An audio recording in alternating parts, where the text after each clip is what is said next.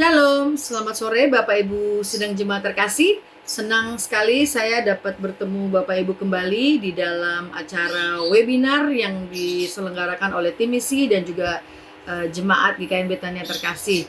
Terima kasih untuk kehadiran dan partisipasi sidang jemaat sekalian. Semoga webinar yang kita selenggarakan ini juga dapat memberikan kekuatan bagi kita semuanya di tengah-tengah kita menghadapi pandemi ini. Kita selalu percaya bahwa Tuhan Yesus tidak akan pernah meninggalkan kita. Terima kasih, Tuhan Yesus memberkati.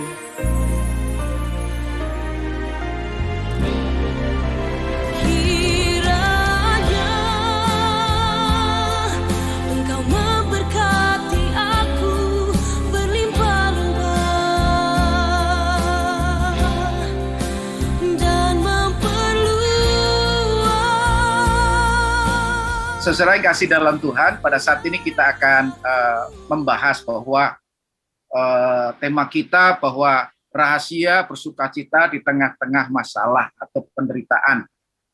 Kita tahu bahwa hidup ini adalah untuk menghadapi masalah. Saudara yang kasih dalam Tuhan, ingat baik-baik, hidup ini untuk menghadapi masalah, apalagi kalau kita sebagai anak Tuhan. Itu terlebih luar biasanya kita harus sadar bahwa kita dipanggil Tuhan dalam menjalani kehidupan ini untuk menghadapi masalah.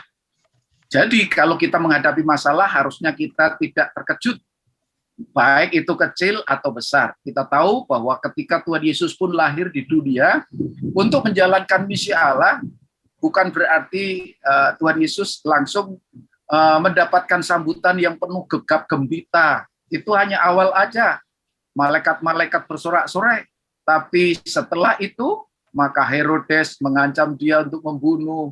Dan selanjutnya saya tidak perlu menceritakan bagaimana kehidupan Yesus tidak ada satu jengkal untuk dalam tanda kutip berbahagia karena menghadapi tantangan yang begitu luar biasa. Bahkan pada waktu mau mengawali pelayanan aja, iblis terang-terangan mencobai Yesus. Saudara-saudara yang kasih dalam Tuhan, dan akhir dari puncak dari penderitaan Yesus ada di kayu salib. Saudara bisa melihat bagaimana kalau Tuhan Yesus sendiri sebagai manusia hidup di dunia ini untuk menghadapi masalah dalam rangka supaya hidup Yesus dan kematian Yesus dan kebangkitannya dapat menjadi berkat dan membahagiakan banyak orang.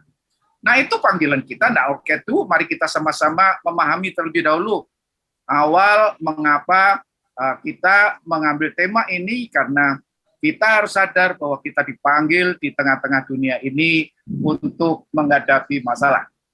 Mari kita sama-sama melihat sebuah short video. Dan tolong nanti bisa. Here we go. Tom Van Steenbergen on course, looking to start this run with a bang. Here it is. Front flip off the drop, and he's lost it. Perfect. Yes. Okay. We saw Bienvenido try that earlier, but that was the first time a front flip drop has been landed at Rampage. Big hip here, opportunity for some style. So much to come here for Tom Van Steenbergen. Routing over into the middle, takeoff on Price is Right. Great judgment of speed, putting it down, smooth landing, no head bob, up and over that step up. Now he's going to peel off into this technical double drop that will route him into his big drop. Here we go. What's he going to do? Tom Van Steenbergen. He does it again. Yes! So much smoother here. Completely stops the landing. So calm on the lean. Here we go. Tom Van Steenbergen. Oh, yeah. On the trick shot. He's already here to the bottom. Come on. Yeah. Oh, man. And once again, sends it into the corral. History has a tendency to repeat itself. Wow. You learned that if you do a front flip up top, you can make Rampage history. Getting smarter. Oke, saya mau tanya pada saudara-saudara bahwa ketika kita menyaksikan video ini, pasti kita akan sama ikut untuk berkomentar atau berdecak kagum terhadap halo? Iya, suara saya kedengaran? Kedengaran, Pak. Oke. Iya, karena di sini- Kedengaran, Pak. Oke, lanjut ya. Jadi orang yang atlet pesepeda ini yang begitu luar biasa. Ini dia boleh kita katakan ketika dia mulai memainkan sepedanya, menjalankan sepedanya di tempat yang sebenarnya sangat mengerikan ini, sekali salah maka nyawanya bisa melayang. Dan pada saat dia mengayuh sepedanya dan menjalankannya, apa yang terjadi? Setiap orang yang ada di sekitarnya mengatakan, wow, unbelievable, dan selanjutnya dia terkejut-kejut. Mengapa? Karena orang ini, pesepeda ini, dia melakukan akrobatik yang begitu dahsyat, sehingga dia kelihatannya menari-nari di atas batu cadas yang ya boleh dikatakan sekali dia salah bisa nyawanya melayang, atau paling tidak dia patah tulangnya dan selanjutnya. Saudara yang kasih dalam Tuhan, kita dipanggil oleh Tuhan untuk tidak hidup biasa-biasa. Gereja Tuhan dipanggil di dunia ini bukan untuk biasa-biasa, tetapi gereja Tuhan atau kita sebagai anak-anak Tuhan dipanggil di tengah-tengah dunia yang mengerikan ini untuk membuat dunia seperti penonton tadi, yaitu mengatakan, wow, luar biasa, wow, luar biasa, kok bisa ya mereka menari-nari di atas batu cadas yang begitu mengerikan, jurang yang begitu mengerikan. Saudara yang kasih dalam Tuhan, bagaimana kehidupan kita ketika kita menghadapi pandemi ini? Ya, oleh karena itu kita perlu belajar bagaimana melalui perikop yang kita pelajari ini, kita perlu menyadari bahwa Tuhan memanggil kita, gereja maupun juga secara pribadi kita sebagai anak-anak Tuhan, untuk membuat dunia itu berdecak kagum melihat kehidupan karya Allah di dalam dan melalui kehidupan kita. Dan oleh karena itu, bagaimana itu bisa terjadi? Oleh karena itu, mari kita menari-nari di atas masalah. Bukan berarti kita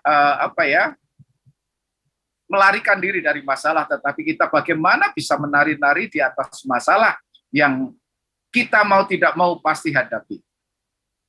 Ya, yang pertama, rahasia yang pertama dari Jemaat Makedonia, mengapa Jemaat Makedonia bisa membuat. Halo?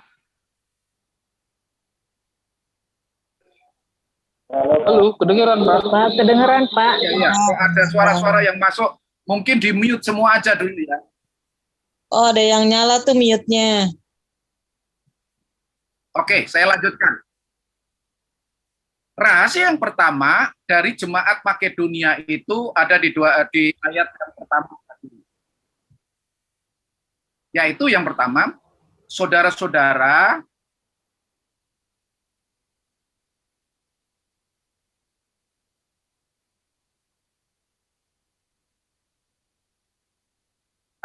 oke, saya ulangi ya. 2 Korintus 8 ayat 1 dikatakan, saudara-saudara, kami hendak memberitahukan kepada kamu tentang kasih karunia yang dianugerahkan kepada jemaat-jemaat di Makedonia. Saudara, rahasia pertama, kalau kita ingin hidup yang wow, walaupun di tengah-tengah batu cadas persoalan dalam kehidupan kita yang menghimpit, terlebih pada saat ini masalah corona atau COVID-19, dan juga yang berimbas pada ekonomi gereja juga, kita nggak bisa bergereja secara langsung, bahkan dibatasi satu dengan yang lain, dan tentunya memiliki dampak yang sangat signifikan. Nah, oleh karena itu, kita untuk rahasia yang pertama, untuk kita benar-benar dapat memahami bagaimana kita dapat bersukacita, dan juga kita dapat hidup kita bukan hanya bersukacita, hidup kita dapat menjadi berkat di banyak orang, maka pertama yang harus kita sadari adalah pahamilah kasih karunia itu secara akurat. Pahami betul kasih karunia Tuhan yang Tuhan anugerahkan dalam hidup kita. Ada 3 fase dalam keselamatan yang Tuhan anugerahkan dalam hidup kita.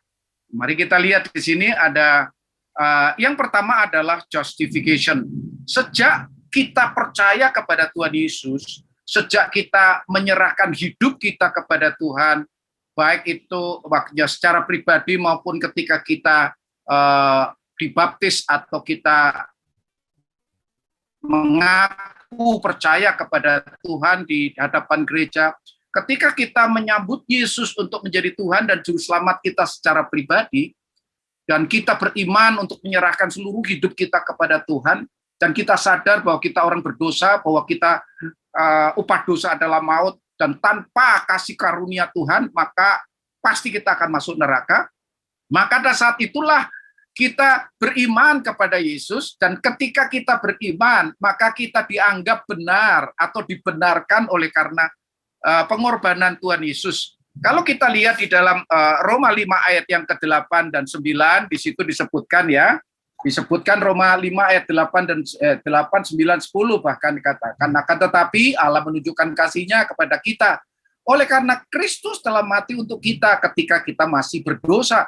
Jadi ketika kita masih berdosa, Kristus telah mati untuk kita. Jadi bukan pada waktu kita sudah siuman atau kita sudah hidup, tapi ketika kita masih mati karena dosa, kita tidak sanggup merespon Allah, maka pada saat itulah kasih Kristus berkarya di dalam hidup kita melalui pengorbanannya mati di atas kayu salib. Nah, oleh karena itu ayat 9 di dalam Roma 5 ayat 9 katakan, lebih-lebih karena kita sekarang telah dibenarkan oleh darahnya, kita pasti akan diselamatkan dari murka Allah. Jadi karena kita telah dibenarkan, bukan karena kita benar, kita posisinya berdosa, tapi karena Kristus mengasihi kita, maka kita ditebus melalui pengorbanannya di atas kayu salib. Dan melalui pencurahan darahnya itulah yang telah membenarkan kita. Bukan karena kita benar, tetapi karena kita salah dan upah dosa adalah maut, tetapi karena kasih Kristus, melalui pengorbanan Kristus, kasih karunia Kristus, kita dibenarkan oleh pengorbanan Tuhan Yesus. Dan anugerahnya adalah kepastian keselamatan. Dan yang ke-10 di situ, sebab jikalau kita ketika masih seteru, dulu kita musuh Allah, diperdamaikan dengan Allah oleh kematian anaknya, lebih-lebih kita karena yang sekarang telah diperdamaikan, pasti akan diselamatkan oleh hidupnya. Jadi 2 kali Tuhan memberikan sebuah kepastian bahwa ketika kita masih berdosa, dan Tuhan kalau kita tidak oleh karena kasih karunia, hanya oleh karena keadilan Allah, maka kita pasti masuk neraka.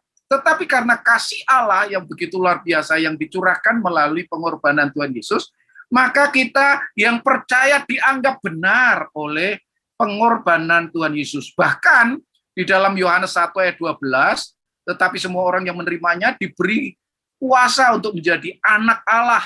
Jadi kita diadopsi, diangkat untuk menjadi anak Allah. Bukan karena kita memang layak untuk menjadi anak Allah, tetapi status kita sudah dirubah dari posisi orang yang ada di dalam kutuk Allah oleh karena dosa kita, upah dosa adalah maut, tetapi oleh karena kasih karunia, maka melalui pengorbanan Kristus kita diselamatkan, dan bahkan kita diangkat menjadi anak Allah. Bukan hanya diangkat menjadi anak Allah, tetapi juga bahwa kita diciptakan baru, yang lama sudah berlalu dan yang baru telah datang. Ini sebuah anugerah atau kasih karunia Tuhan yang tak terbilang. Bahkan Tuhan memberikan sebuah kepastian bahwa kita tidak akan masuk neraka, tetapi Tuhan akan memberikan jaminan keselamatan yang begitu luar biasa. Pertanyaan yang harus kita renungkan terlebih dahulu, berapa sih harga keselamatan? Tidak ada satupun di dunia ini orang yang sanggup untuk memberi tiket keselamatan atau surga. Tetapi itu dianugerahkan dalam hidup kita ketika Tuhan mengasihi kita dan menyatakan kasih-Nya sehingga menjamah kita, menyadarkan kita, dan akhirnya kita bisa beriman kepada Tuhan Yesus. Oleh karena itu bersyukurlah jika saudara dan saya mendapatkan panggilan yang pertama, yaitu untuk diselamatkan dan diangkat untuk menjadi anak Allah. Tetapi kita tidak langsung mati seperti orang yang disalib bersama Tuhan Yesus di kanan atau kiri. Di situ ketika penyamun itu, ada yang satu tidak bertobat, yang satu bertobat. Dia mengatakan begini, Yesus, ingat saya ya ketika engkau ada di Firdaus. Dan Yesus langsung mengatakan, sekarang juga engkau akan bersama aku di Firdaus. Artinya bahwa pembenaran Allah itu tidak membutuhkan istilahnya amal perbuatan manusia, karena sama-sama tergantung di atas salib dan menuju kepada kematian, dan tidak ada kesempatan lagi dia hidup. Tetapi anugerah keselamatan yang Tuhan anugerahkan Tuhan Yesus kepada mereka itu begitu luar biasa. Sekarang juga engkau akan bersama-sama dengan aku di Firdaus. Itu sebuah anugerah yang begitu luar biasa, tapi beda dengan kita. Ketika kita percaya, ketika kita menyerahkan dosa-dosa kita kepada Yesus, kita diangkat posisi kita menjadi anak Allah, menjadi ciptaan baru. Nah, kita masih diberi kesempatan untuk hidup di dunia ini. Nah, itu bedanya. Nah, oleh karena itu, kita masuk kepada fase yang kedua, yaitu proses yang kedua yang namanya sanctification. Nah, sanctification ini di mana kita sedang ada di dalam proses melalui anugerah Roh Kudus yang telah dimeteraikan di dalam hidup kita, kita akan dikuduskan atau pengudusan. Kalau tadi justification adalah pembenaran, dalam proses kita selama kita hidup di dunia ini, kita akan disertai oleh Roh Kudus, dan Roh Kudus akan membentuk kita, memproses kita, menguduskan kita hari demi hari supaya kita menjadi serupa dengan Kristus. Mari kita baca di dalam Roma 8 ayat 28-29. Di sini ayat ini juga sangat terkenal. Katakan demikian. Kita tahu sekarang bahwa Allah turut bekerja dalam segala sesuatu untuk mendatangkan kebaikan bagi mereka yang mengasihi Dia, mengasihi Yesus, yaitu bagi mereka yang terpanggil sesuai dengan rencana Allah. Kita telah dipanggil untuk diangkat menjadi anaknya, kita dipanggil untuk ditebus, kita dipanggil untuk dijadikan manusia baru. Nah, untuk apa? Roh Kudus menggunakan segala hal.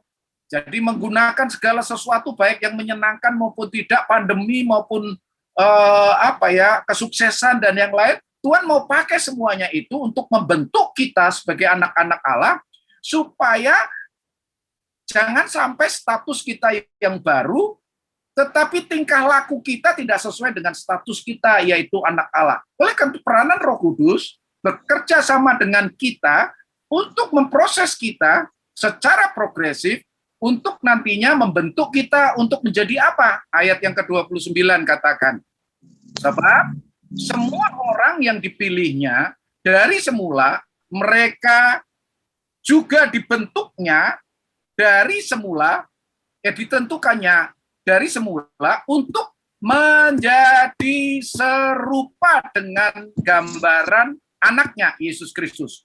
Supaya Yesus Kristus anaknya itu menjadi yang sulung di antara banyak saudara.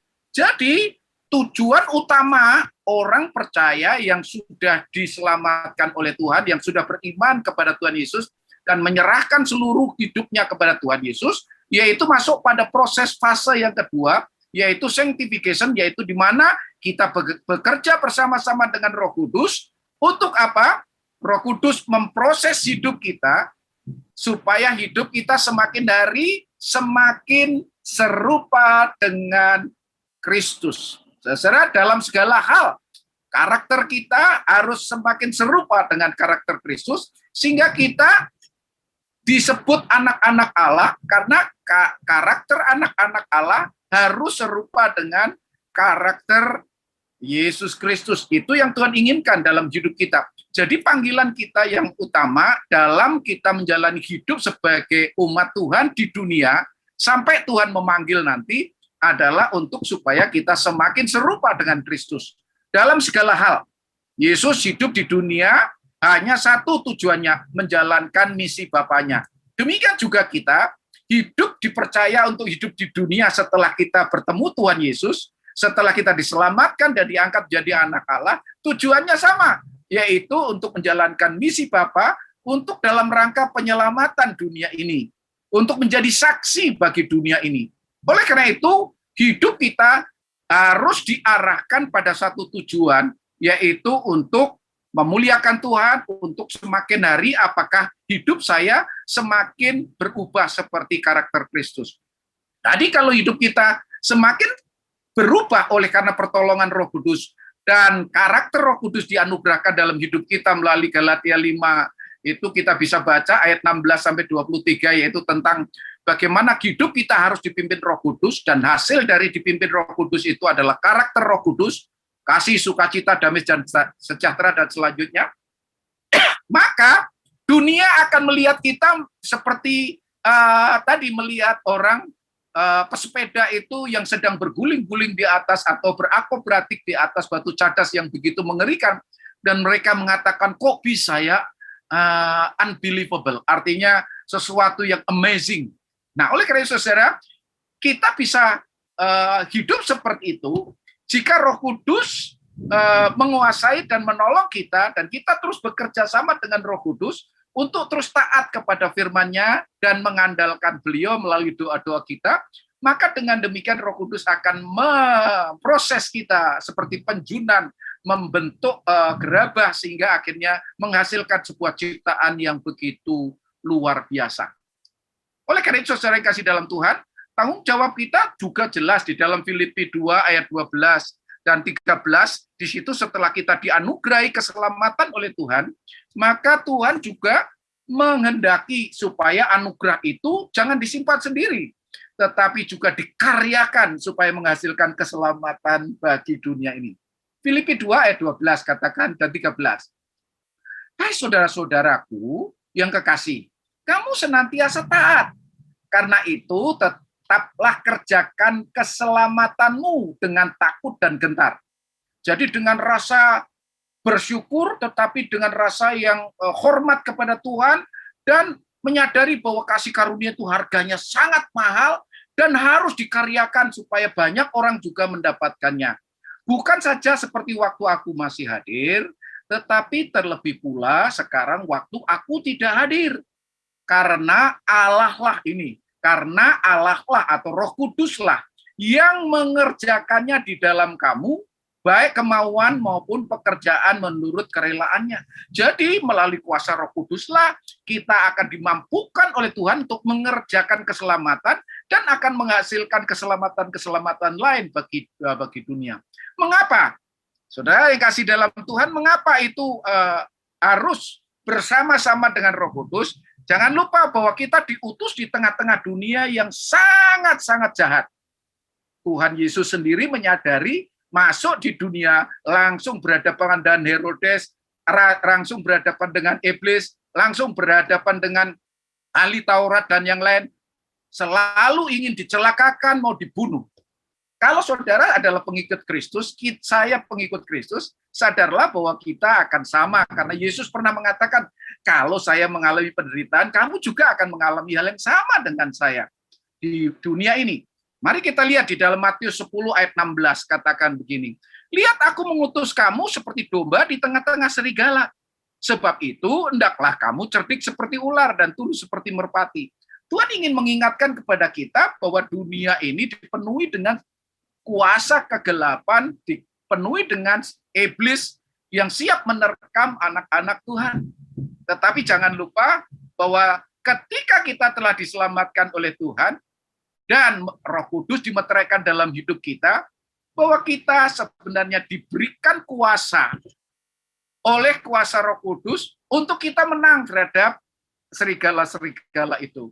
Hanya oleh karena kuasa Roh Kuduslah kita sanggup dimampukan untuk menang terhadap kuasa iblis. Banyak ayat di dalam Alkitab, kalau saudara sering dengar bahwa kita akan diberi kuasa untuk menginjak kalajengking, ular, dan selanjutnya. Itu menunjukkan bahwa Tuhan memberikan kuasa kepada kita untuk kita sanggup melawan kuasa kegelapan ketika kita bergantung penuh kepada kuasa Roh Kudus. Tetapi kalau kita merasa bahwa kita sanggup menjalani sendiri tanpa Tuhan, nah itu yang jadi persoalan. Tapi di sini juga iman berperan penting. Apakah saya mempercayai apa yang dikatakan setiap firman Tuhan, dan saya mau terus meminta dan mengandalkan kuasa Roh Kudus di dalam setiap menjalani proses Allah, yaitu sanctification. Dan tentunya yang terakhir ketika kita nanti sampai pada titik di mana kita sudah selesai misi kita di dunia, kita akan disambut oleh Tuhan untuk mengalami kemuliaan Tuhan yang begitu luar biasa. Saudara bisa baca di dalam Yohanes 12 ayat yang ke-26, di situ dikatakan demikian. Barang siapa melayani aku, ia harus mengikut aku, dan di mana aku berada, di situ pun pelayan-pelayanku akan berada. Nah ini, barang siapa melayani aku, ia akan dihormati Bapa. Saudara-saudara kasih dalam Tuhan, dihormati Jokowi aja sudah senangnya bukan main, apalagi dihormati, disambut oleh Tuhan dan dihargai. Luar biasa anakku, marilah masuk dalam perjamuan kemuliaanku di surga kekal. Saudara yang kasih dalam Tuhan, ini hal yang harus kita pahami sejak awal sebagai umat Tuhan, sebagai murid Kristus, yaitu 3 fase keselamatan, yaitu kasih karunia yang Tuhan anugerahkan di dalam hidup kita. Sehingga dengan memahami ini dengan iman, maka kita tahu sebenarnya sekarang apa yang seharusnya kita perbuat. Apalagi kita sudah sadar bahwa kita sudah diselamatkan, diangkat jadi anak Allah, Roh Kudus sudah dimeteraikan dalam hidup kita, maka tujuan utama kita masih hidup di dunia yaitu untuk menjadi saksi. Supaya dunia tahu, dunia wow, bahwa kita anak-anak Allah dan kuasa yang bekerja di dalam hidup kita adalah kuasa Allah itu sendiri. Sehingga mereka akan melihat, orang ini kok bisa menari-nari ya di atas masalah. Bukan berarti kita tidak kena masalah. Tapi ketika kita menghadapi masalah, kita bisa menari-nari di atas masalah. Saya kasih contoh. Rasul Paulus adalah penulis surat ini. Rasul Paulus pernah masuk penjara, tapi ketika dia masuk penjara, dia tidak menangis, tetapi dia bersuka cita, memuji Tuhan dan berdoa. Apa yang terjadi? Maka penjara menjadi gempar, dan semua orang yang ada di penjara percaya kepada Tuhan Yesus. Saudara yang kasih dalam Tuhan, itu kuasa Tuhan. Penjara harusnya membuat kita sedih, stres, bahkan kemungkinan kita akan jadi orang yang frustasi. Tetapi penjara bagi anak Tuhan, seperti Rasul Paulus dan murid-murid, apa yang terjadi? Mereka bersuka cita. Penjara tidak bisa membelenggu sukacita Tuhan.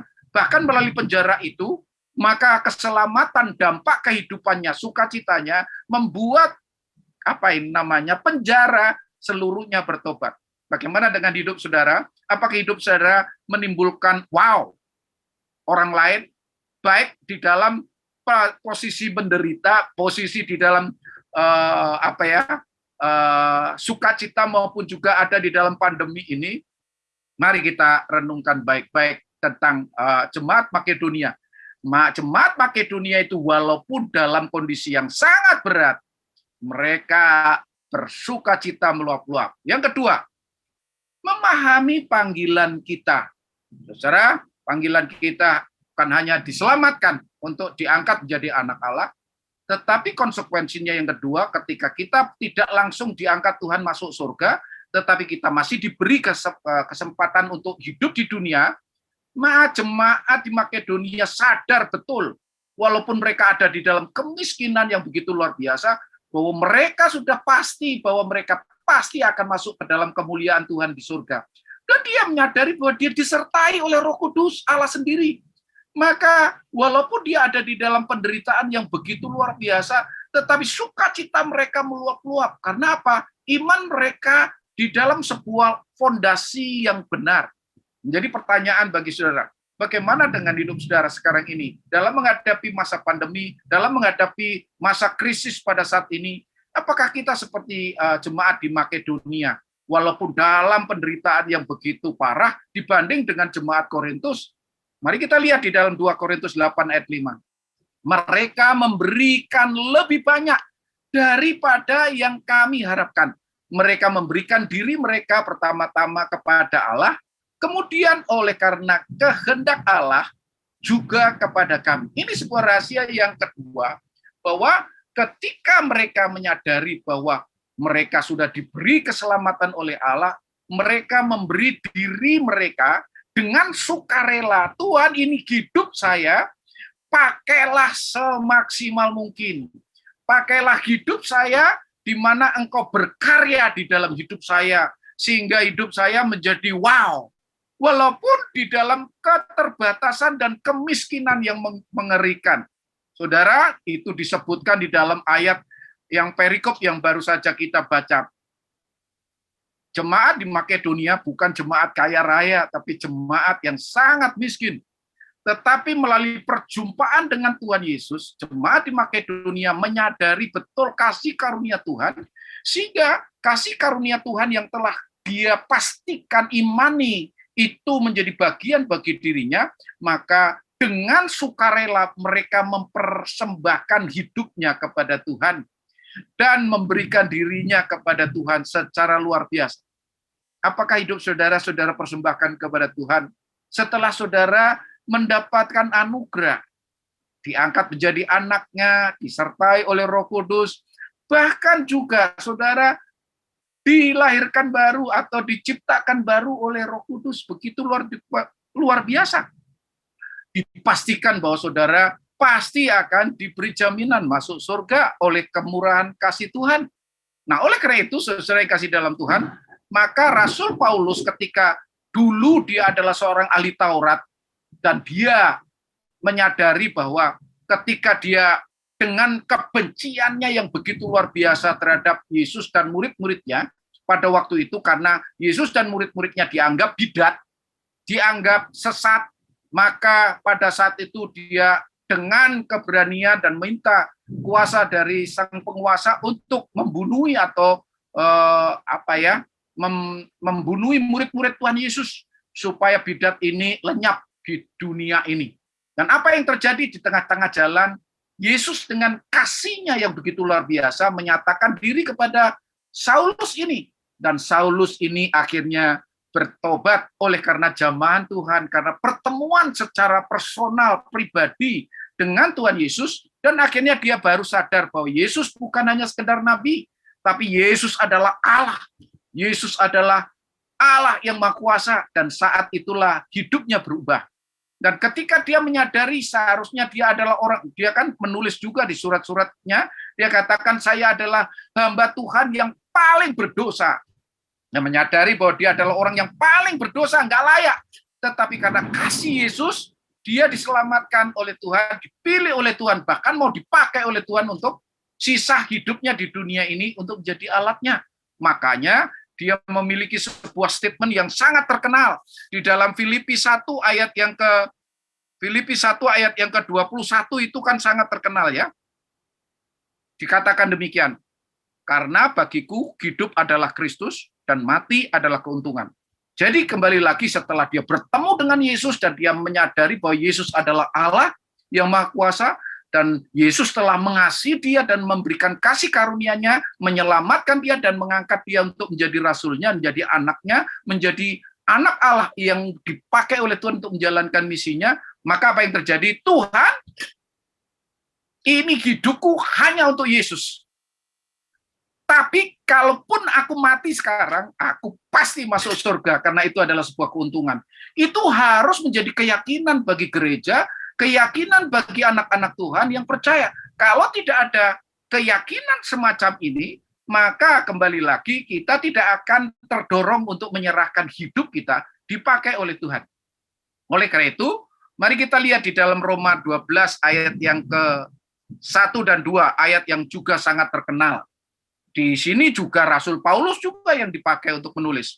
Karena itu, saudara-saudara, demi kemurahan Allah, jadi demi kasih karunia yang Tuhan telah anugerahkan, keselamatan yang Tuhan telah anugerahkan dalam kehidupanmu, maka ya, aku menasihatkan kamu supaya kamu mempersembahkan tubuhmu sebagai persembahan yang hidup, yang kudus, dan yang berkenan kepada Allah. Itu adalah ibadahmu yang sejati.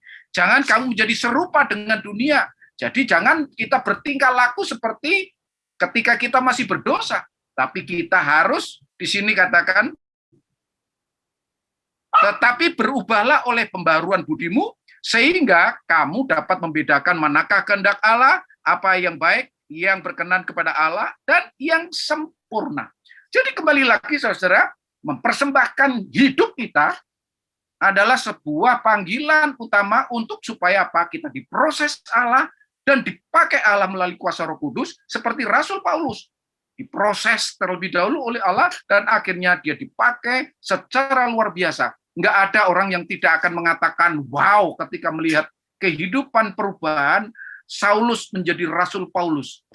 Bahkan dia rela mati, menderita, dipakai Tuhan. Bahkan hidupnya baik di penjara maupun juga di luar penjara, terus menjadi berkat. Di penjara menghasilkan ayat-ayat firman Tuhan yang begitu luar biasa. Surat-surat kepada jemaat di Filipi, di mana-mana. Dipakai Tuhan itu bukan pada waktu dia ada di luar, tetapi ada di dalam penjara. Saudara, penderitaan tidak pernah membelenggu kuasa Allah yang menyertai kita anak-anak Tuhan. Oleh karena itu, mari kita memanfaatkan atau menyadari dan juga memahami dan mengimani atas kasih karunia yang Tuhan berikan, sehingga mendorong kita untuk mempersembahkan hidup kita dipakai oleh Tuhan sehabis-habisnya. Dan gereja juga dipakai oleh Tuhan sehabis-habisnya. Seperti Saulus menjadi Rasul Paulus. Seperti Zakeus yang dulunya adalah pemungut cukai, dan akhirnya dia menjadi orang kaya yang menjadi berkat bagi banyak pelayanan. Nah, apa yang dilakukan Rasul Paulus? Dia melakukan mempersembahkan diri dalam 3 hal. Daya, doa, dan dana. Artinya bahwa hidup, totalitas hidupnya dipersembahkannya untuk kemuliaan nama Tuhan. Jadi mempersembahkan hidup untuk dipakai oleh Tuhan, itu bukan beban. Itu bukan suatu hal yang menakutkan, tetapi itu adalah sebuah kehormatan. Yang kedua, rahasia yang kedua dari jemaat Makedonia, mengapa mereka mau mempersembahkan dirinya untuk Tuhan, walaupun di dalam kemiskinannya yang begitu dahsyat, dicobai di dalam kondisi yang sangat berat, karena dipenuhi dengan sukacita ilahi, sebuah iman, keyakinan bahwa kasih karunia Tuhan telah dia terima dengan anugerah yang begitu luar biasa, sehingga dia diselamatkan dari dosa, dipastikan masuk surga, bahkan mau dipakai Tuhan untuk melalui disertai oleh Tuhan melalui kuasa Roh Kudusnya, dan akan dipakai Tuhan untuk menjadi alat berkat bagi dunia. Orang yang telah diselamatkan tentunya ada timbul suatu kerinduan, orang lain juga diselamatkan. Nah, oleh karena itu saudara, jemaat Makedonia memberi sebagai bukti bahwa mereka mengasihi Tuhan. Saudara yang kasih dalam Tuhan, memberi adalah sebuah kebahagiaan. Ya, saudara yang kasih dalam Tuhan, kalau saudara ingin mengalami kebebasan dari ikatan masalah yang membuat saudara murah, membuat saudara mengeluh, dan yang lain, mulai belajar memberi. Di sini katakan di dalam Kisah Para Rasul 20 ayat 35 yang sering ditekankan di sini, katakan adalah lebih berbahagia orang memberi daripada menerima. Nah, jemaat di Makedonia ini di dalam 2 Korintus 8 ayat 2, selagi dicobai dengan berat dalam pelbagai penderitaan, bukan hanya sekedar corona, tetapi benar-benar sangat miskin, sukacita mereka meluap-luap. Dan meskipun mereka sangat miskin, namun mereka kaya dalam kemurahan. Saudara, orang yang memberi adalah orang yang bersukacita. Banyak orang yang, contohnya orang yang suka neraktir saudara adalah orang yang sedang bersukacita. Tapi kalau orang yang tidak mau neraktir atau tidak mau memberi, biasanya adalah orang yang tidak bersukacita. Saudara-saudara yang kasih dalam Tuhan, orang yang rakus itu adalah orang yang orang yang tidak bersukacita, tidak berbahagia. Orang yang berbahagia adalah orang yang mau memberi, walaupun dia di dalam kekurangan. Saudara, janda di Sarfat juga orang yang sangat menderita, mau habis tepungnya dan minyaknya. Tetapi ketika Tuhan menghendaki melalui hambanya dia katakan berikan pada saya sebagian. Wah, rasanya berat, tetapi dia katakan karena ini untuk Tuhan, untuk pelayan Tuhan, saya mau taat. Dan apa yang terjadi? Tuhan memberkati janda di Sarfat ini secara berlimpah-limpah. Saudara yang kasih dalam Tuhan, hati adalah sebuah parameter sejauh mana saudara mengasihi Tuhan. Apakah saudara terbukti mengasihi Tuhan atau tidak? Apakah saudara memberi diri saudara, memberi seluruh totalitas, bahkan termasuk uang saudara, waktu saudara berdoa untuk orang lain, dan juga daya saudara di dalam aktif dalam pelayanan Tuhan. Matius 6 ayat yang ke-21 dikatakan demikian.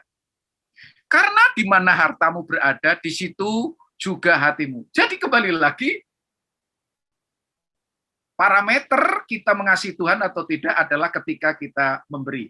Kalau kita hitung-hitungan terus sama Tuhan, aku masih kurang kok, aku gimana nanti nasibku dan selanjutnya, maka di situ tuh menunjukkan bahwa kita kurang percaya pada Tuhan. Dan yang kedua, bahwa kita tidak mengasihi Tuhan, bahwa Tuhan sanggup melimpahkan berkat di dalam kekurangan kita.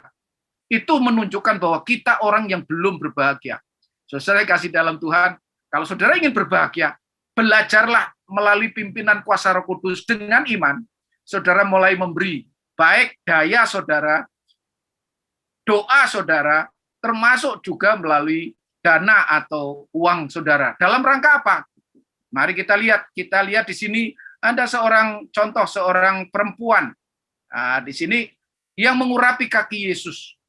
Dia adalah orang yang telah dijamah Tuhan dan dia telah diampuni oleh Tuhan dari segala dosanya. Dia diterima oleh Yesus walaupun dia adalah seorang yang mungkin punya latar belakang yang berdosa.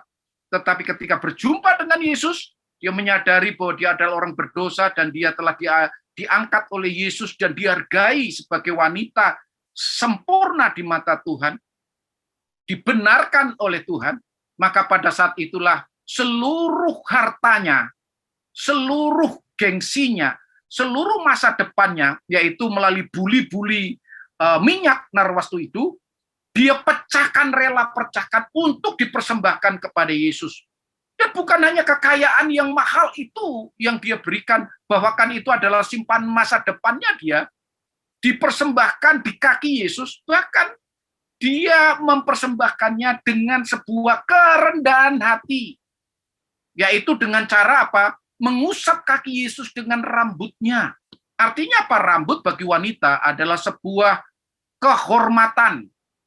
Jadi kalau rambut itu sampai diusapkan di kaki, itu namanya penghinaan. Dia rela menghina dirinya di kaki Yesus. Hanya karena dia menyadari bahwa Yesus adalah Allah yang maha besar. Itu pun sebenarnya tidak cukup untuk dia menebus dosa-dosanya. Tetapi sebagai ungkapan rasa syukur, dia rela dengan kerendahan hati, mau, boleh dikatakan, mengorbankan kehormatannya, yaitu rambut mahkota sebagai wanita, itu hanya untuk kaki Yesus, membersihkan kaki Yesus. Dan buli-buli narwastu itu yang kaya, yang harganya mahal, itu dipersembahkan hanya untuk mengurapi Yesus dalam menjalankan misi Allah, yaitu penyelamatan. Saudara yang kasih dalam Tuhan, bagaimana dengan hidup kita? Apakah kita masih hitung-hitungan dengan Tuhan? Berarti kita kurang memahami kasih karunia Tuhan yang begitu luar biasa. Memberi diri bukan untuk diselamatkan.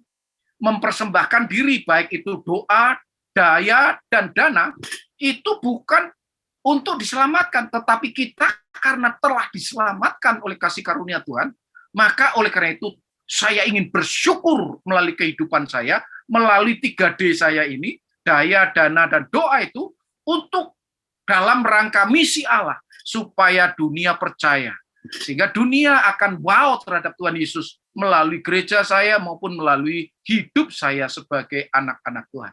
Terakhir, memberi diri, memberi dalam perspektif kekekalan. Saudara kasih dalam Tuhan, menjadi saksi dengan cara memberi diri, memberi doa kita, dan memberikan harta kita kepada pelayanan, itu dalam perspektif kekekalan. Mari kita lihat jemaat Makedonia.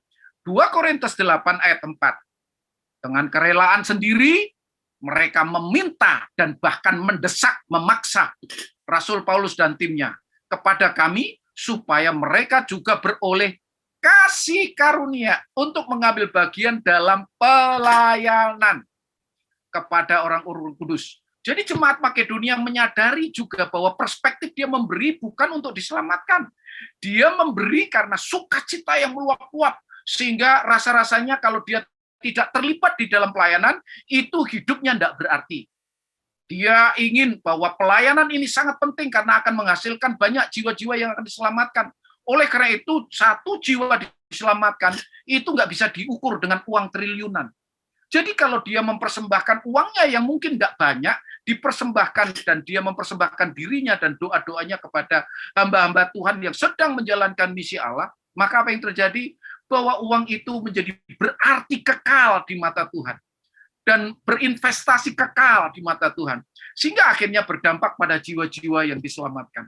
Saudara mau saudara nabung kekekalan, saudara pasti akan diselamatkan oleh Tuhan ketika saudara mempersembahkan hidup saudara kepada Tuhan. Tapi persoalannya, apakah saudara punya tabungan yang banyak di surga, yaitu jiwa-jiwa yang diselamatkan, baik melalui doa saudara untuk supaya jiwa-jiwa diselamatkan oleh banyak penginjil maupun melalui hidup saudara, melalui kuasa Roh Kudus. Yang kedua, apakah saudara juga terlibat di dalam pelayanan di gereja maupun juga dalam pelayanan misi, yang karena saya diundang ini katanya untuk tim misi di gereja ini. Apakah saudara mau terlibat dengan kesungguhan hati untuk supaya banyak jiwa-jiwa disentuh kasih Tuhan? Dan yang ketiga, apakah melalui dana saudara? Walaupun di dalam keterbatasan dan kemiskinan atau mungkin kekurangan, seperti di Makedonia, tapi hati mereka meluap-luap dengan sukacita, mendesak rasul-rasul, mendesak gereja untuk menerima persembahannya. Karena itu adalah sebuah kehormatan.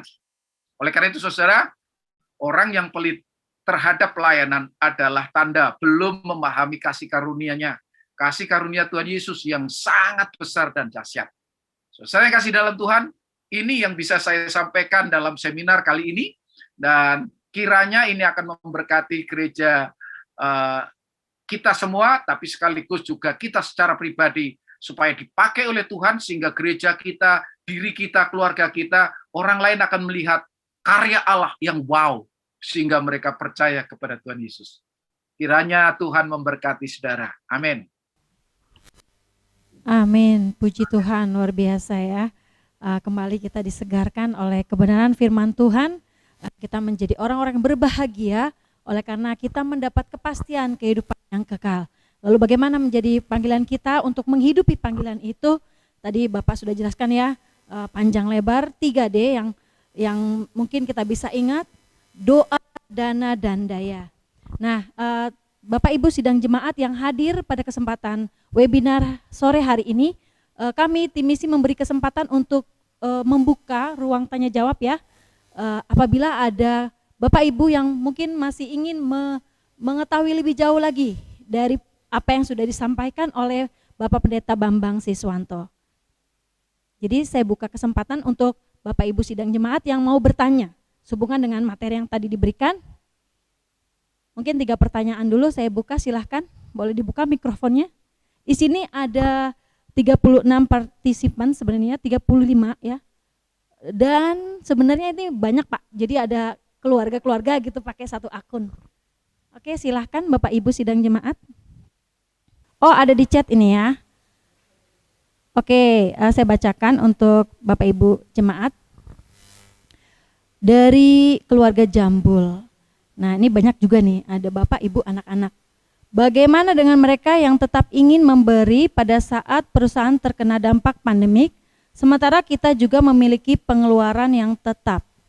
Ya, mereka terbeban Pak untuk memberi di saat pandemi seperti ini, tapi juga ada pos-pos gitu ya, pos-pos pengeluaran yang sudah pasti harus dikeluarkan. Bagaimana Pak? Silakan, saya langsung saja berikan kepada narasumber Pak Bambang Siswanto. Saya mau bersaksi tentang hidup saya sebagai hamba Tuhan saja di LPMI. Monggo silakan Pak. Jadi supaya ini mungkin menjawab. Jadi saya tidak mau menjawab secara teoritis, tapi tadi sudah saya jelasin lewat firman Tuhan melalui Makedonia. Tapi saya ingin menjelaskan bersaksi tentang hidup saya. Saya melayani di LPM ini sebelumnya saya sudah bekerja. Saya seorang sarjana, istri saya juga. Dan di LPM ini saya harus kalau full time maka harus dua-duanya full time. Tidak boleh satu full time, satu bekerja. Jadi dua-duanya harus full time. Itu syarat pertama. Dan saya mengingatkan tahun 88 bulan Agustus. Dan pada saat itu saya sudah kerja, istri saya sudah kerja. Kami berdua sepakat untuk melayani. Kami belum menikah waktu itu, tapi kami sudah pacaran. Dan pada waktu itu kami sepakat untuk melayani full time di LPMI. Dan syarat yang kedua, bukan hanya menikah, artinya suami istri harus full time, tapi syarat kedua bahwa kami tidak digaji oleh LPMI. Bayangkan dulu saya sudah dapat gaji, dan istri saya sudah dapat gaji dan punya posisi, tapi kami tinggalkan di LPMI, unik tidak digaji, tapi harus mengusahakan dana atau mencari semacam mitra pelayanan atau mitra pelayanan dana ya, dan doa untuk menggaji saya dalam tanda kutip atau mensponsori saya dalam menjalankan misi di LPMI. Ini sesuatu yang menurut saya sangat nggak masuk akal. Tetapi itulah yang kami alami seperti di Jemaat Makedonia ini, bahwa ketika saya hanya berpikir begini, loh saya dulu bekerja di Pos Dunia, dalam arti di perusahaan di mana saya bekerja, dan juga istri saya waktu itu bekerja di salah satu mall sebagai ketua atau keuangan, dan pada saat itu ketika kami kerja baik-baik, apalagi kerja extraordinary, maka otomatis tiap bulan pasti kami ditransfer, atau kalau dulu nggak transfer, tapi kami akan mencoret dapat tanda tangan gaji dan akan mendapatkan amplop gaji. Saudara yang kasih dalam Tuhan, kalau sekarang konteksnya ditransfer ya. Nah, apalagi kalau saya melayani Tuhan yang adalah pencipta dari bos saya tadi. Bos-bos saya itu adalah ciptaan Tuhan. Nah, kalau saya bekerja dengan Tuhan yang adalah bos dari bos-bos saya tadi atau pencipta dari bos-bos saya tadi, kalau saya kerja extraordinary, saya melayani dengan sungguh-sungguh, masa saya akan kekurangan gitu. Tapi luar biasanya, sejak tahun 88 itu, saya tidak pernah puasa gara-gara tidak ada beras. Tidak ada makanan di rumah. Saya puasa, anak-anak saya puasa, istri saya puasa ketika kami bersyukur dan kami ingin dipakai Tuhan lebih.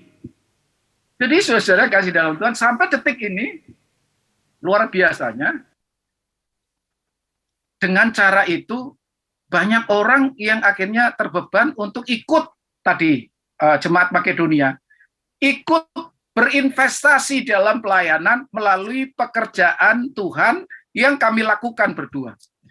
Dan luar biasanya, ya saudara bisa melihat wajah saya dan pakaian saya, kelihatannya nggak kurus kering gitu ya, nggak kelihatannya menderita gitu loh.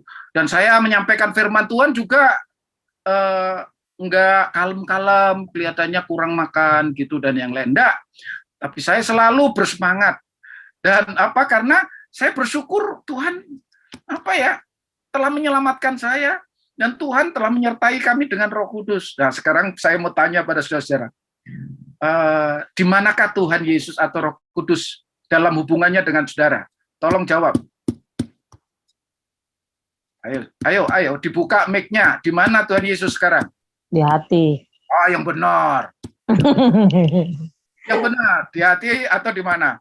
Kalau di hati menyertai saudara, saya mau tanya, Tuhan Yesus atau Roh Kudus yang menyertai kita dalam hubungannya dengan berkat, siapa dia? Sumber berkat. Haleluya. Amin. Haleluya. Nah, kalau dia sumber berkat, kan tinggal minta. Kalau dia sumber berkat, masa kalau Tuhan minta, oke, perpuluhanmu kasih aku dulu, persembahkan ke pelayanan. Masa Tuhan nggak akan kasih kekurangan-kekurangan? Masa dia nggak tahu kekurangan kita? Nggak akan mungkin. Itu yang saya alami. Walaupun saya hamba Tuhan dengan cara itu, Saya perpuluhan bahkan itu tiap bulan saya lakukan, dan saya juga mendukung hamba-hamba Tuhan yang lain. Walaupun saya hidupnya seperti itu, didukung orang, tetapi saya perpuluhan tetap, karena itu porsinya Tuhan untuk pelayanan. Saya harus belajar juga untuk mempercayai kuasa Tuhan. Nah, seringkali kita mungkin tidak mempercayai Tuhan dalam hal setia. Bukan masalah perpuluhan itu harus atau tidak. Ini hanya masalah apakah saya beriman kepada Tuhan. Kalau Tuhan menghendaki saya mempersembahkan sebagian, bahwa Tuhan tidak akan apakah Tuhan mampu mencukupi saya, bahkan melimpahkan hidup saya. Dan itu saya alami, dan saudara boleh melihat bahwa ya udah wajar aja lah, nggak usah saya pamer tentang apa. Saya oleh anugerah Tuhan kasih rumah, walaupun kecil, di Limus Pratama, tipe 3672 ya. Jadi terus, tapi juga Tuhan kasih kendaraan pada saya untuk melayani, karena saya melayani di Jakarta, kecuali kalau di desa-desa mungkin saya dikasih trail atau sepeda motor yang trail seperti itu, kan tergantung kebutuhan. Nah, itu nggak masuk akal, tetapi itu bisa kok Tuhan kasih ya. Nah, kalau dulu saya ditawari, kakak saya dipanggil Tuhan, nggak mau di LPMI, tapi dia dipanggil Tuhan untuk menjadi gembala, di mana? Di Gereja Kristen Jawa di Semarang. Nah, hidupnya juga dicukupi oleh Tuhan. Dulu juga dia sarjana sama dengan saya, tapi terpanggil untuk melayani Tuhan. Akhirnya dia sekolah lagi teologi di Duta Wacana sampai S2, baru dia melayani, ditabiskan di pendeta di sana. Dan apa yang terjadi? Ya sekarang hidupnya tercukupi, walaupun dulu harusnya kalau jadi pekerja atau karyawan, mungkin gajinya lebih besar. Tapi apa yang terjadi ketika mereka melayani dalam proses di mana gereja memberi gaji kepada pendeta, ada yang pendeta seperti saya yang melayani di misi, di mana saya harus mencari gaji dalam tanda kutip, bergantung pada Tuhan, dan melalui orang-orang seperti orang Makedonia ini yang punya beban dalam pelayanan. Dan itu tidak gampang, tetapi luar biasanya saya dilatih untuk beriman pada Tuhan, dan terbukti sampai detik ini saya nggak kekurangan. Apakah kesaksian saya ini, saya tambah lagi, 10 tahun yang lalu, tepat 10 tahun yang lalu, 11 tahun yang lalu, saya kena serangan jantung. Dan divonis bahwa saya harus operasi bypass. Saya nggak punya duit. Maka pada waktu itu saya berdoa selama 1 tahun, dan baru Tuhan cukupkan. Karena apa? Untuk operasi jantung nggak ring ya, tetapi bypass ya, artinya dioperasi, dibuka jantung saya dan yang lain itu. Di situ saya harus minimal menyediakan uang 100 juta. Bayangkan, saudara dapat dari mana itu? Tetapi saya berdoa pada Tuhan, kalau Tuhan kasih saya jantung, dan Tuhan kasih saya kesempatan untuk sakit, ya kalau Tuhan nggak panggil untuk masuk surga, ya kedua, ya Tuhan pasti kasih mujizat. Caranya gimana? Ya melalui operasi jantung atau mujizat yang yang langsung sembuh begitu ya, gitu ya. Tetapi Tuhan cari yang kedua, yaitu Tuhan harus lewat operasi. Dan apa yang terjadi? Ketika saya mau keluar rumah sakit, uang 100 juta itu tercukupi tuntas, sehingga saya tidak dikejar-kejar oleh bagian keuangan atau satpam harapan kita untuk saya nggak boleh keluar dari rumah sakit. Saudara, saya kasih dalam Tuhan, nggak masuk akal memang, tetapi itu janji Tuhan dan saya imani. Dan ternyata luar biasa. Bukan hanya itu saja, saya ketika melayani di LPMI, uang nggak, ya istilahnya cukup lah istilahnya. Tapi saya dulu boleh dikatakan, kalau saya sekarang jarang, masa pandemi, dulu itu hampir setiap tahun saya pasti keluar negeri. Dibiayai siapa? Ya dibiayai Tuhan. Nah itu luar negeri, tapi bukan untuk rekreasi ya, tetapi untuk pelayanan. Saudara-saudara yang kasih dalam Tuhan, itu unbelievable. Tetapi itu yang dijanjikan oleh Tuhan. Amin.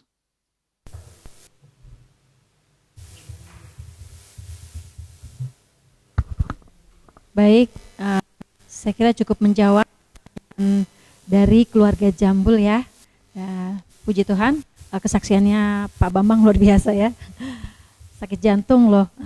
Oke, berikutnya ada lagi Pak pertanyaan. Dalam proses sanctification, tips apa yang paling sederhana untuk bisa dipahami dalam keseharian supaya kita terhindar dari penafsiran yang keliru sebatas tindakan jasmani, mungkin dari Ibrani 12 ayat 14. Di sisi lain pengudusan adalah inisiatif Allah. Ini dari Sentul Family. Mungkin Bapak bisa langsung jawab. Ya. Bahwa proses pengudusan itu bukan hanya sekedar bahwa kita akan diproses untuk semakin kudus. Kita selama masih ada di dalam dunia itu, kalau saudara pelajari, halo, ya, ya, saya jawab. Terima kasih untuk pertanyaannya. Halo.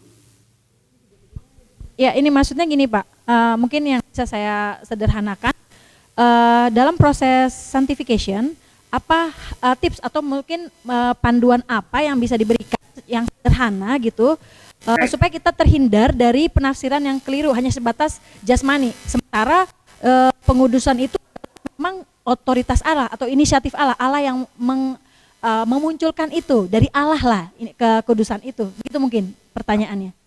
Ya, saya mau jelaskan lewat itu ya. Kembali lagi bahwa kita diutus di dunia itu di tengah-tengah dunia yang jahat. Jadi itu mission impossible. Oleh karena itu, mengapa Roh Kudus dimeteraikan dalam hidup kita untuk menyertai dan memproses hidup kita. Jadi proses itu harus secara sederhana aja. Saudara bisa baca di dalam Galatia 5 ayat yang ke-16 sampai ayat yang ke-25 itu 23 itu jelas bahwa kita harus pertama depend on God extremely. Artinya kita harus bergantung penuh kepada Tuhan. Karena Yohanes 5 ayat 15 ayat 5, di luar aku kamu tidak dapat berbuat apa-apa. Jadi kita ini manusia berdosa yang notabene keberdosaan kita itu masih ada di dalam hidup kita. Tetapi kita juga mengucap syukur bahwa Roh Kudus sudah dimeteraikan dalam hidup kita untuk menyertai kita, menolong kita. Jadi bergantung apakah saya mau bergantung pada pimpinan Roh Kudus dalam menjalani hidup sanctification ini, atau saya mengandalkan kekuatan saya. Kalau mengandalkan kekuatan saya, yang muncul itu Galatia 5 ayat yang ke-19-21. Itu adalah buah kedagingan kita yang berdosa. Tapi kalau kita mengandalkan kuasa Roh Kudus, maka yang muncul karakter Roh Kudus yaitu Galatia 5 ayat yang ke-22-23 yaitu buah roh. Yohanes 15 ayat yang ke-5 ya mulai itu kan dijelaskan 1 sampai 8 ya. Itu jelaskan tentang pokok anggur. Bagaimana sebagai anak Tuhan harus hidup bergantung atau tinggal mengandalkan kuasa Tuhan. Nah, untuk mengandalkan itu kita harus bergaul akrab dengan Tuhan melalui apa? Ada 3 hal. Yang pertama adalah doa. Doa itu komunikasi saya kepada Tuhan. Ketergantungan saya kepada Tuhan. Jangan sekali-sekali dalam 1 detik saja, jangan hendak bergantung pada Tuhan. Ingat, Daud yang begitu dekat dengan Tuhan, dalam waktu singkat saja dia bisa jatuh dan melakukan dosa yang sangat mengerikan. Oleh karena itu kita harus berkomunikasi, berdoa itu bukan hanya ritual aja. Oh ini lagi ada waktu doa jam 7 sampai jam 8 pagi atau jam 5 sampai jam ini ada waktu doa nanti malam ya jam 12. Kita sepakat ya puasa doa dan selanjutnya. Itu penting. Itu hanya ritualnya. Tetapi esensi doa adalah komunikasi saya dengan Tuhan. Ketergantungan saya sama Tuhan. Pikiran saya harus selalu connect dengan Tuhan. Itu doa. Menyadari bahwa di sekitar saya ini adalah serigala, saya ini domba. Sekali lengah kayak Daud, sudah selesai. Artinya selesainya itu kita pasti melakukan dosa yang sangat mengerikan. Karena apa? Kita ini masih manusia berdosa. Kedagingan kita, kecenderungan kita masih berdosa. Apakah saya juga masih memikirkan hal-hal dosa? Ya. Apakah saya masih juga sempat tergiur untuk berselingkuh? Ya, jangan berpikir bahwa pendeta seolah-olah pikirannya kudus terus. Tidak, bohong.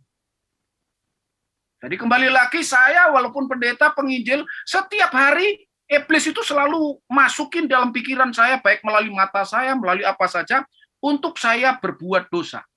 Tetapi kalau pikiran dan mata saya setiap hari saya fokuskan kepada Kristus, kepada kuasa Roh Kudus, kepada Tuhan, maka saya akan menyadari Tuhan, aku butuh Engkau melalui doa. Tuhan jagai saya, Tuhan jangan jauh-jauh dari saya. Itu yang pertama, doa. Yang kedua, pikiran saya dan hati saya mata saya harus dipenuhi oleh firman Tuhan. Makanya katakan jika kamu tinggal di dalam aku dan firmanku tinggal di dalam kamu, mintalah apa saja. Doa kita akan dijawab karena doa itu seturut dengan apa yang menjadi agenda Tuhan, yaitu firman Tuhan. Firman Tuhan akan memenuhi kita, ini nggak boleh, itu boleh.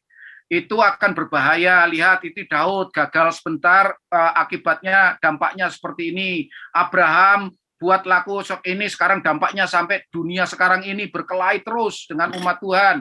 Itu hanya Abraham salah melangkah satu kali dan selanjutnya. Dan semua hamba-hamba Tuhan itu dipakai Tuhan baik di dalam kelebihan maupun kekurangannya, kegagalannya untuk mengajar kita supaya tidak mengulangi hal yang sama. Oleh karena itu firman Tuhan harus terus mengisi pikiran kita. Jangan membaca firman Tuhan pagi, setelah itu berdoa, selesai, lupa. Wah, ya itu empuk bagi iblis. Jadi firman Tuhan dan juga, nah caranya gimana Pak Pendeta? Kalau saudara pakai mobil, setel firman Tuhan, lagu-lagu yang berhubungan dengan firman Tuhan, jadi pikiran kita terus diarahkan, telinga kita diarahkan pada kebenaran firman Tuhan. Dan jangan lupa, taati di dalam iman.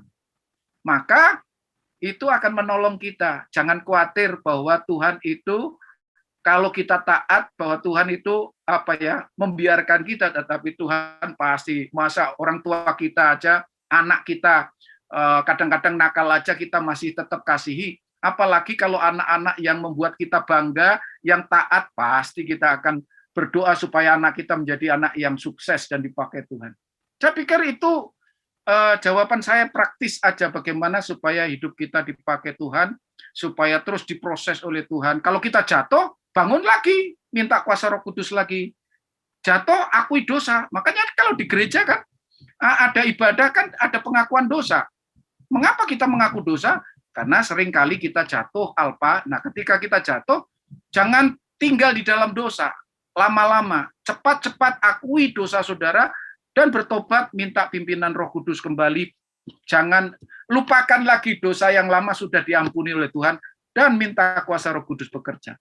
Itu yang saya lakukan setiap hari dan setiap saat, setiap detik. Ketika saya sadar jatuh, bahwanya saya naik mobil ya, nggak taunya diserempet sepeda motor gitu ya.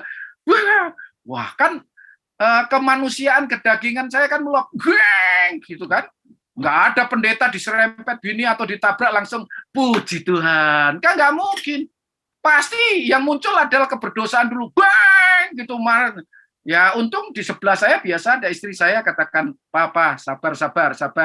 Nah saat saya sadar bahwa saat itulah saya sedang berdosa, saya sedang mengandalkan diri saya, maka saya segera mohon ampun pada Tuhan. Tuhan ampuni saya, kuasai saya dengan kuasa Roh Kudus supaya saya dapat mengendalikan diri dan saya bisa tersenyum terhadap yang nabrak saya, walaupun saya harus ngomong sama dia, tetapi ngomong di dalam kasih, bukan ngomong di dalam kemarahan. Nanti malah bisa berkelahi, bisa dibunuh saya, atau bisa timbul hal yang lebih dahsyat lagi. Ya, saya pikir ini di dalam keterbatasan saya dan kebodohan saya, mungkin jawabannya seperti itu. Terima kasih, Pak. Baik, keluarga Sentul bagaimana Pak Ronald, Ibu Rosa? Cukup jelas ya. Oke. Ya, oke. Puji Tuhan. Saya masih membuka satu lagi pertanyaan dari sidang jemaat. Mungkin mau bertanya secara langsung.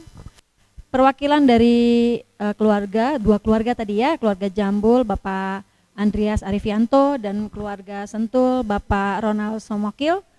Apakah ada dari perwakilan misalnya komisi gitu? Di sini juga sudah ada komisi muda-mudi diwakili oleh Ricci. Silakan Ricci, mungkin bertanya tentang kaum pemuda yang baru pertama mendapatkan gaji gitu ya.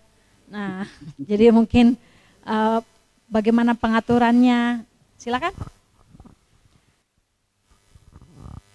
Baik, sementara mungkin masih ada, saya buka satu pertanyaan ya.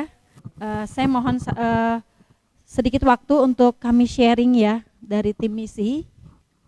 Puji Tuhan, kita selama 2 tahun ini, hampir 2 tahun ini kita sudah sedikit sharing ya Pak Bambang ya. Mari, Kita silakan. sudah membantu 2 pos PI. Jadi pos PI ini adalah cikal bakal gereja yang akan jadi gereja gitu, pelayanan sebelum gereja gitu. Jadi kita bilangnya pos PI. Nah, puji Tuhan, 1 pos PI ini sudah akan menjadi gereja ya. Jadi ada 5 surat yang masuk, surat permohonan untuk bantuan mendukung pembangunan gedung gereja bagi 5 GKIN.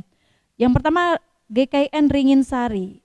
Nah, Ringinsari ini yang di Boyolali ini kita sudah support dari tahun lalu support dana, dan puji Tuhan ini support dananya tuh Pak dari jemaat. Ini dari sebagian besar yang hadir di webinar malam ini. Kita puji Tuhan, kita tetap terus berkomitmen, dan kiranya malam ini sore menjelang malam ini makin kuat gitu komitmennya, bahwa ketika kita memberi kita tidak pernah kekurangan. Ini suatu paradoks ya. Saya lihat di ayat 2 pasal 8, 2 Korintus pasal 8 ayat 2, selagi dicobai dengan berat dalam pelbagai penderitaan, sukacita mereka meluap, dan meskipun mereka sangat miskin namun mereka kaya dalam kemurahan. Saya percaya di sini yang prasejahtera mungkin semakin banyak yang berkurang gitu. Maksudnya banyak yang sudah sejahtera Pak di sini. Sudah bolak-balik ke luar negeri gitu. Pokoknya sejahtera deh. Dan saya pikir nggak ini ya, nggak sulit bagi kita untuk memberi ya bagi Tuhan. Nah, jadi ada 5 gereja, puji Tuhan, 1 yang Ringinsari ini akan menjadi gereja. Selama ini kita sudah support, dan yang 1 lagi yang di Malang. Tapi yang 4 ini kita belum ya, kita belum ambil bagian. Untuk GKIN Immanuel 3 di Lamongan, GKIN Pondok Daud di Kupang, GKIN Roti Hidup di Batam, GKIN Kawanan Domba Salatiga. Luar biasa ya, kita selama ini baru fokus di Jawa, di Pulau Jawa. Jadi yang pertama di Batu Malang itu sudah hampir 2 tahun, kemudian yang kedua di Ringinsari ini Boyolali kita support juga sudah 1 tahun. Mau 1 tahun.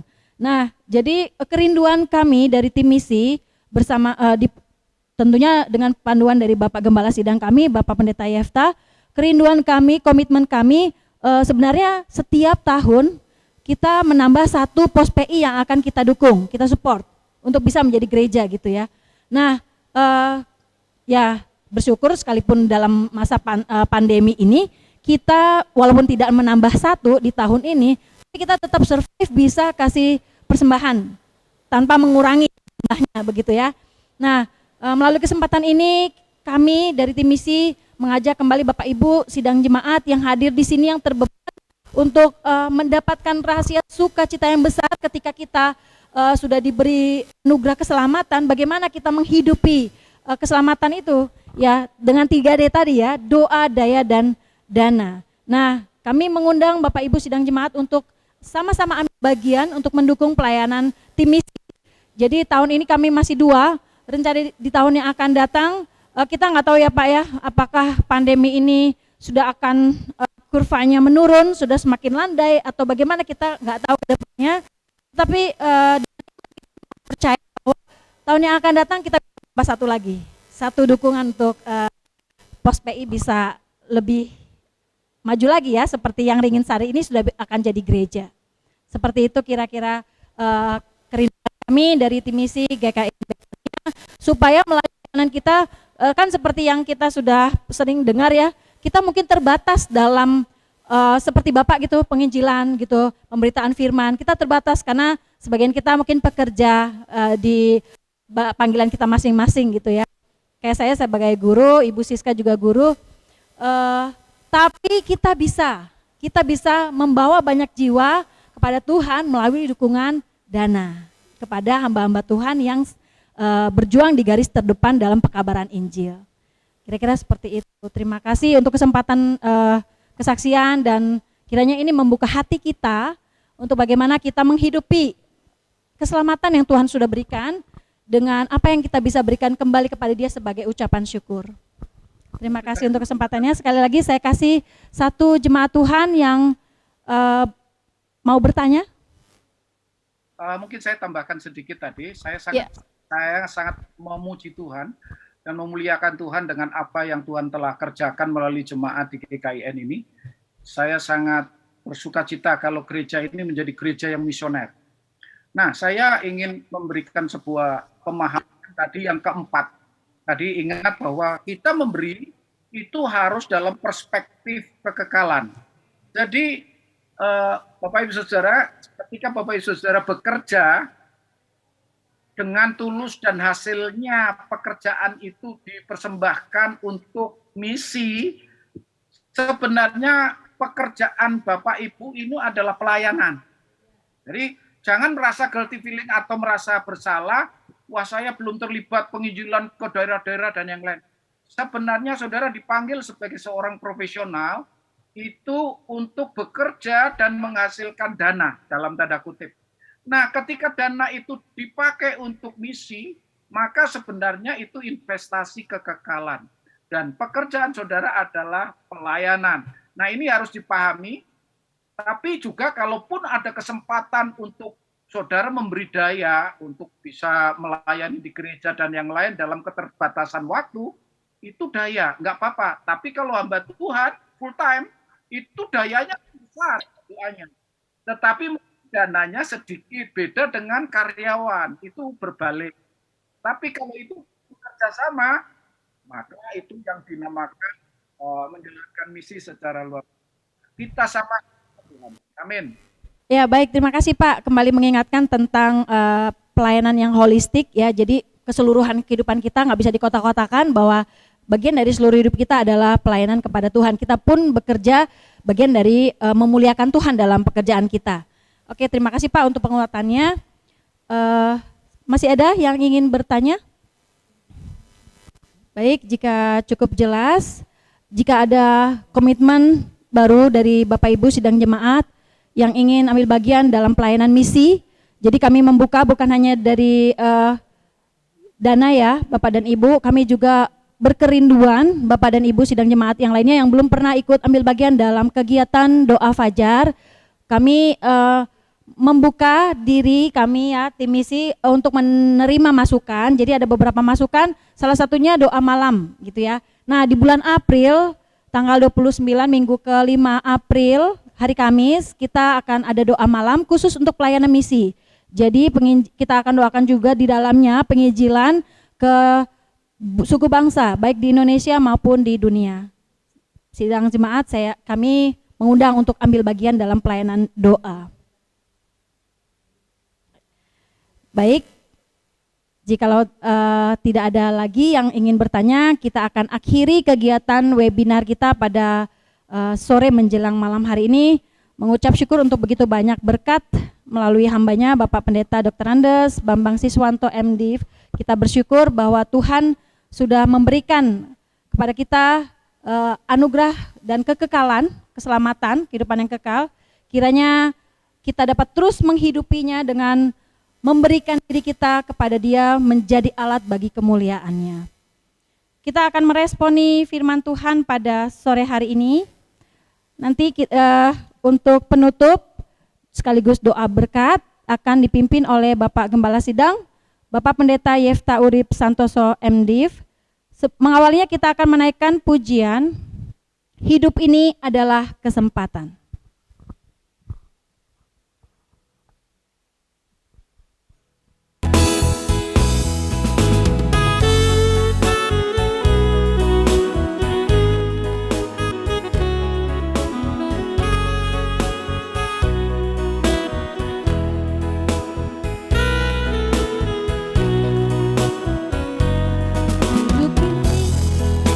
Adalah kesempatan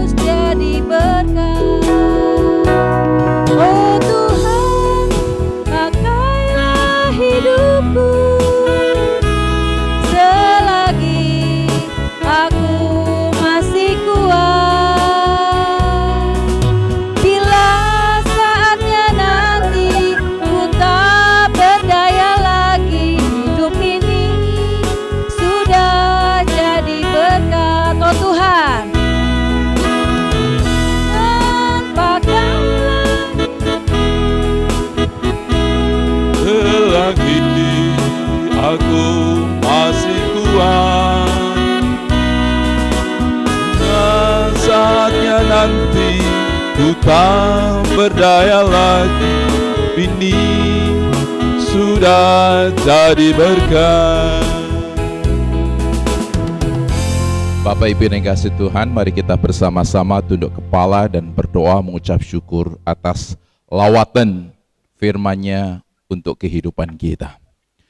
Bapa di surga, kami bersyukur anugerah-Mu begitu besar atas kami pada sore hari ini. Engkau kembali mengingatkan kenapa kami harus bersuka cita. Ada sukacita yang seharusnya kami miliki karena berkat yang begitu besar, berkat yang begitu berharga, yaitu pengampunan lewat kematian-Mu di kayu salib yang memberi kepastian keselamatan bagi hidup kami. Tidak ada yang lebih berharga selain daripada pengampunan yang membawa keselamatan itu.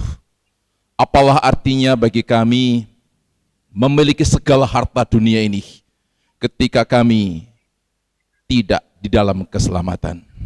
Karena itu, biarlah dalam situasi kondisi apapun yang kami hadapi di tengah-tengah dunia itu, tidak akan mengurangi sukacita kami. Oleh karena kami memiliki segala hal yang lebih indah, yang lebih berharga, yang lebih istimewa, yaitu keselamatan di dalam Tuhan. Dan kami juga bersukacita oleh karena Engkau berkenan memanggil kami untuk menjadi mitra kerja-Mu.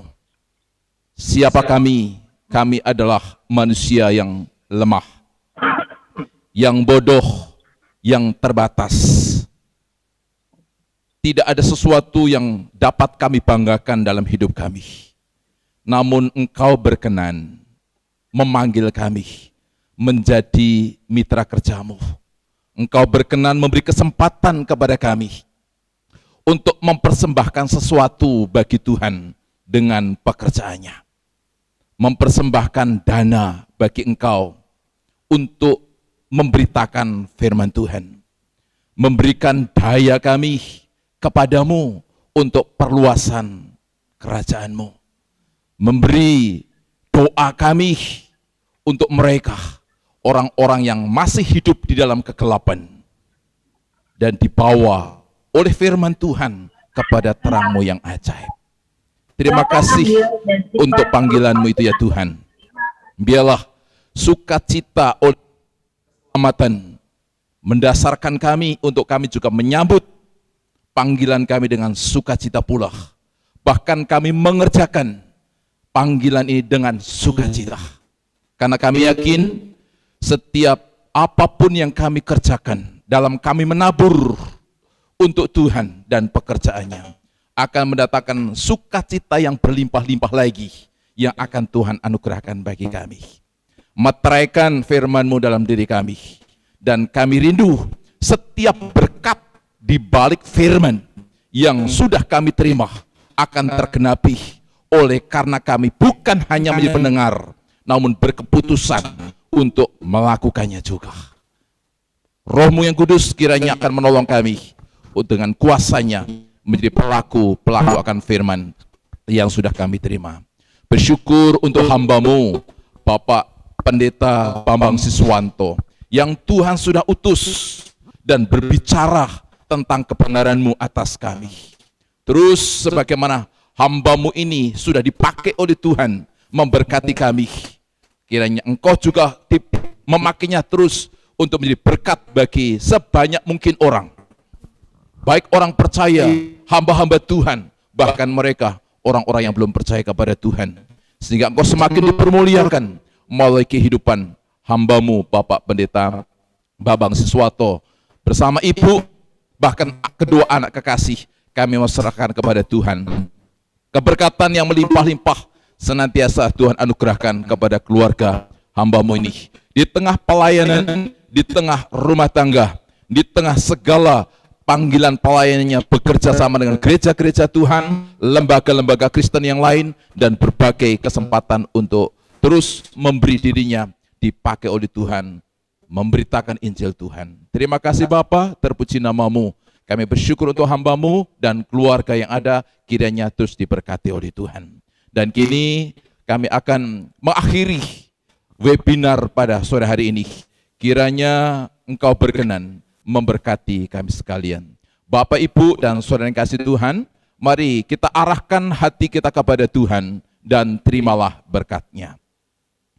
Kiranya kasih karunia yang berlimpah-limpah dari Allah Bapa kita di surga, damai sejahtera oleh anugerah pengampunan dan kepastian keselamatan dari Sang Gembala Agung, Tuhan kita Yesus Kristus, penyertaan dan penghiburan, serta pertolongan Roh-Nya yang Kudus, memberkati kita sekalian dari petang hari ini lagi hingga Maranatha, Yesus Kristus datang kembali.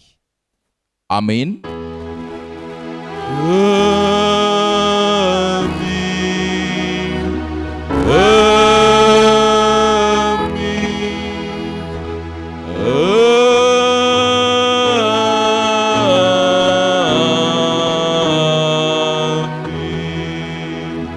Amin.